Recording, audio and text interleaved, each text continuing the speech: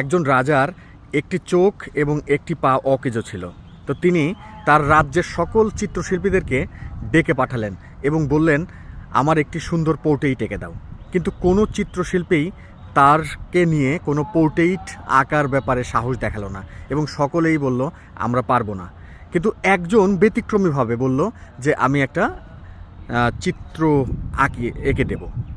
তো পরবর্তীতে যখন তার পোর্ট্রেইটটা আঁকানো হলো, তখন সবাই আশ্চর্য হয়ে লক্ষ্য করলো যে রাজার যে পোর্ট্রেইটটা আঁকানো হয়েছে সেটাতে মূলত রাজা হরিণ শিকার করছেন এবং সেই জায়গাটায় হরিণ শিকার করার জন্য, তার লক্ষ্য স্থির করার জন্য একটি চোখ তিনি বন্ধ করেছেন এবং এক পায়ের উপরে উনি ভারসাম্য রেখে হরিণটাকে শিকার করছেন।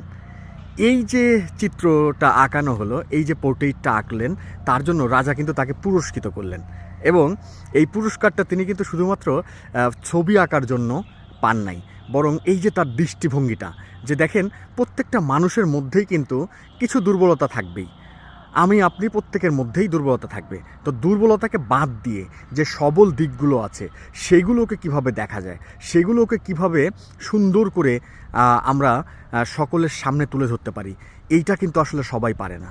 তো চেষ্টা করতে হবে যে মানুষ মাত্রই কিন্তু আমাদের প্রত্যেকের মধ্যেই কিছু গুণ, কিছু দোষ থাকবে। দোষগুলোকে বাদ দিয়ে যেগুলো গুণ আছে, যেগুলো ভালো দিক আছে, সেগুলোকে তুলে ধরতে।